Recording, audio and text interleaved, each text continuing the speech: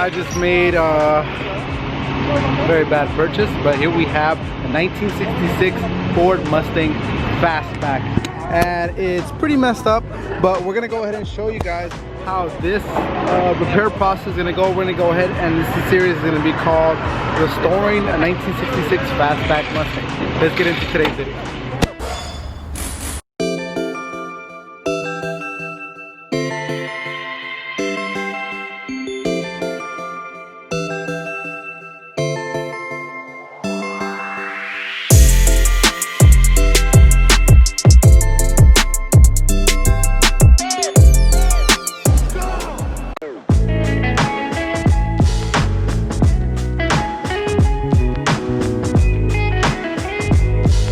Hey, what's going on YouTube? Welcome to the channel. If you guys are new, go ahead and hit a like on this video because we are about to embark on a journey together, guys. We are going to be doing a rebuild on a vehicle that I just purchased, and this is not one of those rebuild series with a brand new McLaren or a freaking Audi or a freaking brand new Mustang. We are going to be working on a 1966 Ford Mustang Fastback, and this is gonna be a huge rebuild series. This thing is completely and utterly I don't even know where to start. There's literally so much going on. Let me start off by saying this: I've always been a fan of the Mustang Fastback, and I kind of stumbled upon this one. It's really bad, it's really fucked up, but the other side looks pretty decent. Actually, let's go ahead and walk over here. Speaking of messed up Mustangs, there's one right there, but this side actually looks pretty good. The engine actually runs, the car runs. It doesn't drive right now, but it actually runs. And let's look at the interior. I mean, let's get the good vibes flowing here and see.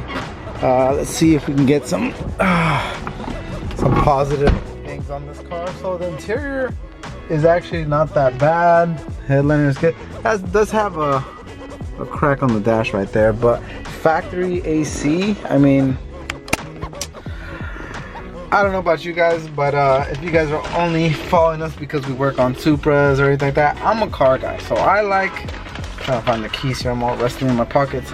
I like anything with the motor that runs. I think almost every car can look good with some work put into it. Oh, I don't have the keys.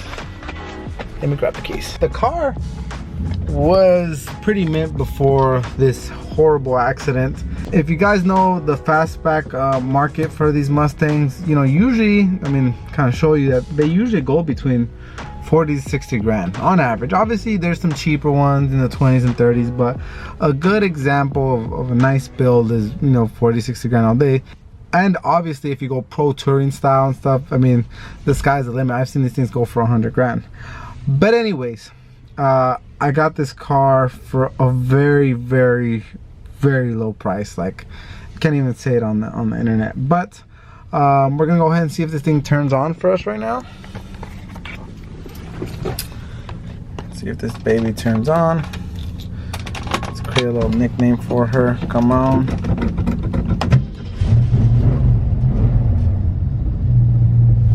Wow.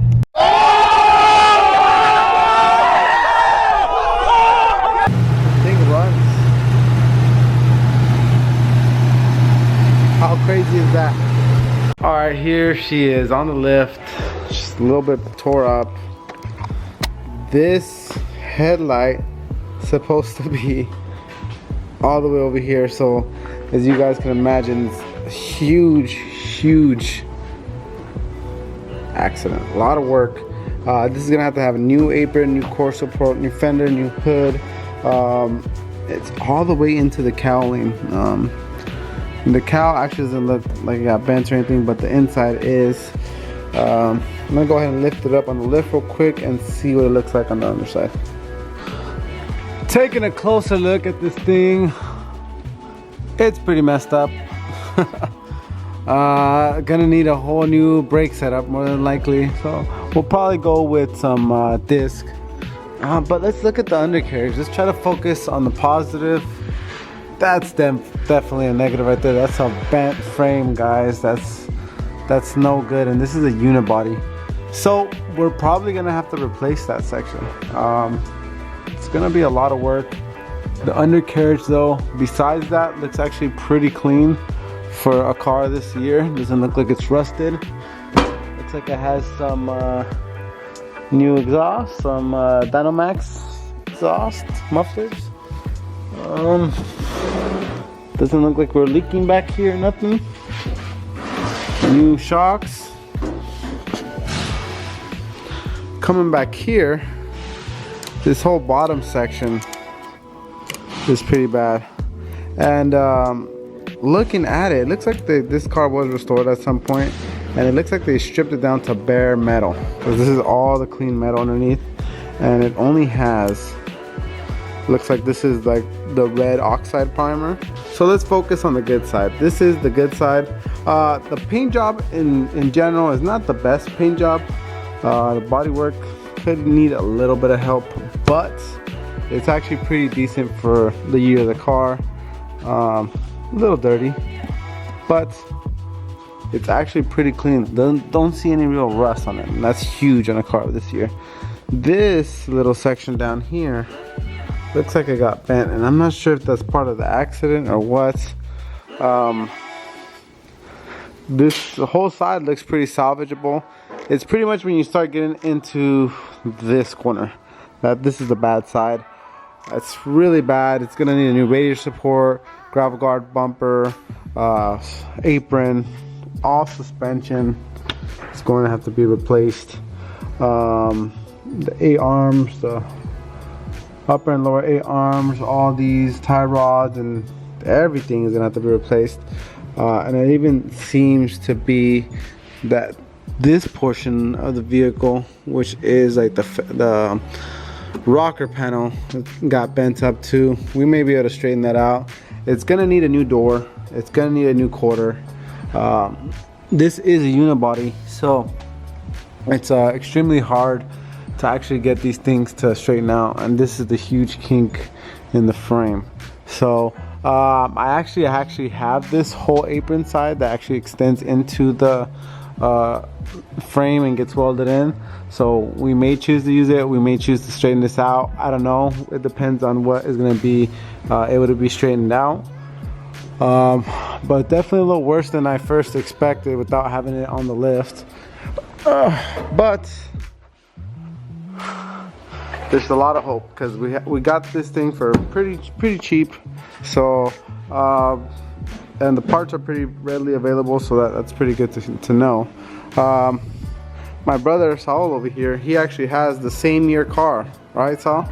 Yes. So you have a perfect example of how it's supposed to be. It's right over there. So let's take a look at this thing. So this is my brother's 1966 Fastback build. He's already pretty much, you know, done the full, what would you call this, Saul? This is the whole... that's the whole front subframe. So basically that has the new power steering. This is a Mustang 2 front end. That's what they call it, Mustang 2. And he looks like he took out the shock towers and everything. What are you gonna throw in this thing? Do Coyote. The Coyote. Nice. 6-speed. So that's what we had to open up the firewall higher because of the 6-speed being higher. A lot of work. It is a lot. A lot of work. It's been a while. Like 6-7 years. It's been that long? I don't think that long. Yes. Maybe like 4 years. No, I've had this before my wife. So we've been here 9 years together. Damn. I've had this for a while. Oh wow. So knowing that, we got a pretty decent condition one on the passenger side. The driver side is definitely going to need a whole lot of work. But today what we're going to be doing is pretty much just removing the engine so we can go ahead and access the apron and everything like that. I'm gonna be taking this chance to kind of upgrade it a little bit. So instead of just replacing the shock, I think I'm gonna go with coilovers. Instead of just replacing that one side with the, a new drum brake setup, we're probably gonna go with a disc brake conversion. And other than that, as far as the engine goes, it actually turns on, and it literally turns on the first key, which is really rare for a car this year. So I'm probably gonna keep the motor all stock. I'm just gonna kind of clean it up and make it look nice. And that's pretty much it. Just make sure it has, actually, this is a factory AC car, factory bench seat car. It has a couple pretty rare components that I want to keep. The only thing I really don't like, I don't like this color. I'm not a big fan of the color. I'm not sure if it is original. If it is original, maybe I might keep it. If it's not original, I'm definitely dumping and doing a full color change on the car. But today, like I said, we're gonna go ahead and focus on pulling the motor out and do as much as we can today. All right, so the motor is out. Now we can really see some of the extent of the damage. This apron is completely... For only one like and one subscribe, you can save this Mustang's life from being like another Mustang out there. Yes, we all know those Mustangs that have crashed and sped and gone into an accident. Let's make this Mustang great again today. Thank you. Alright, I really hope you guys enjoyed today's video. Thank you guys so much for watching. If you haven't, please go ahead and hit that like and subscribe and that notification button so you guys can keep up to date on what's going on with the Mustang build. I really want to hear you guys' opinion on this one. This is mainly going to be a flip for me, even though I've always wanted a Mustang Fastback. It's always been one of my dream cars. They're just always so expensive, even for a project car, and you know, if you were able to get a good price on one, it would need a lot of work and a lot of time, a lot of money, and for me to get one in this condition, even though it's very rough, was like such a come up for me. So I really want to hear you guys' opinions. What should we do with this thing?